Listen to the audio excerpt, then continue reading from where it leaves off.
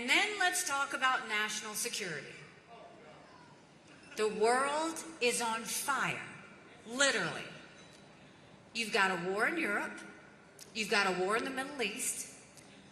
You've got North Korea testing intercontinental ballistic missiles capable of hitting the U.S. You've got China on the march. But make no mistake, none of that would have happened had we not had that debacle in Afghanistan. The idea that Michael and his military brothers and sisters who served there had to watch us leave Bagram Air Force Base in the middle of the night without telling our allies who stood shoulder to shoulder with us for decades because we asked them to be there. Think about what that told our friends. More importantly, think about what that told our enemies. And now you have Congress saying, do we support Ukraine or do we support Israel? Do we support Israel or do we secure the border? Don't let them lie to you like that. That's a false premise and it's not fair. Let me tell you why. First of all, I don't think we should ever give cash to any country, friend or enemy, because you can't follow it and you can't hold it accountable.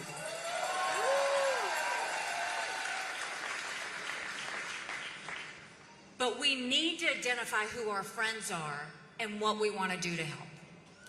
Ukraine was one of our best friends when I was at the United Nations. They voted with us on everything. They supported almost every initiative we have. Here you have this thug who invaded this pro-American, freedom-loving country. 500,000 people have died because of Putin. Now, when you look at that situation and you see what they have to do, what does that mean for us? Pro-American, freedom-loving countries, if we don't stick together, we will go to the wayside. Now, the reason, if you are one of those people saying, why should I care about Ukraine? You have a perfect, legitimate reason to ask that. What makes me mad is no one is answering you. No one is telling you why you should care. I'm going to tell you why you should care. I saw at the United Nations every day, terrorists, thugs, and dictators always tell us what they're going to do. They're amazingly transparent. Hamas said they were going to go into Israel. They did. China said they were going to take Hong Kong. We watched it during COVID. Russia said they were going to take Ukraine. It happened. China says Taiwan is next. We better believe them. Russia said once they take Ukraine, Poland and the Baltics are next. Those are NATO countries. That puts America at war. We are trying to prevent war. This has always been about preventing war.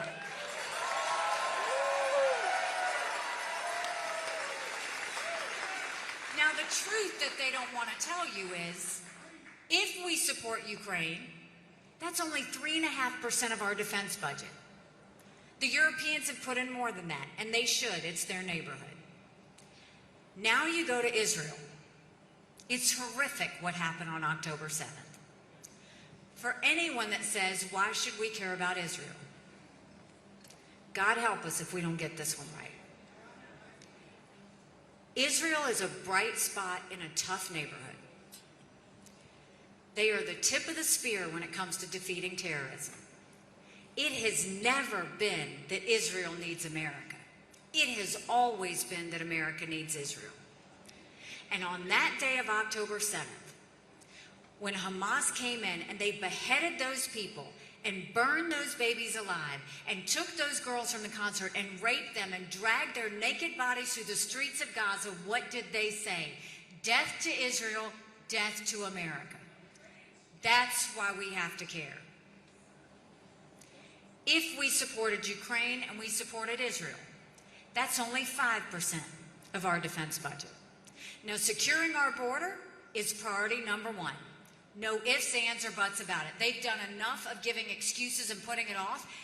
America right now is acting like it's September 10th. We better remember what September 12th felt like, because it only takes one to cause a 9/11 moment. If we supported Ukraine and Israel and secured the border, that's less than 20% of Biden's green subsidies. So don't let them tell you you have to choose. A president and Congress has to choose national security. A president and a Congress has to choose preventing war. A president and a Congress has to choose protecting Americans. That is their job, their number one job.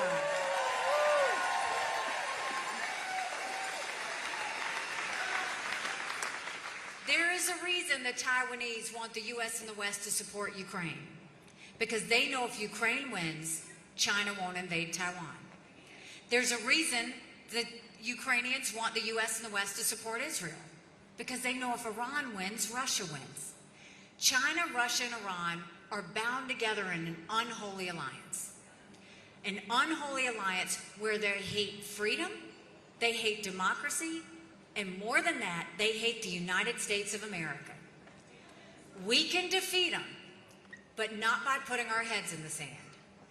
We defeat them by making sure we let them know we're on to them and we tell them what we expect of them and not be reactionary.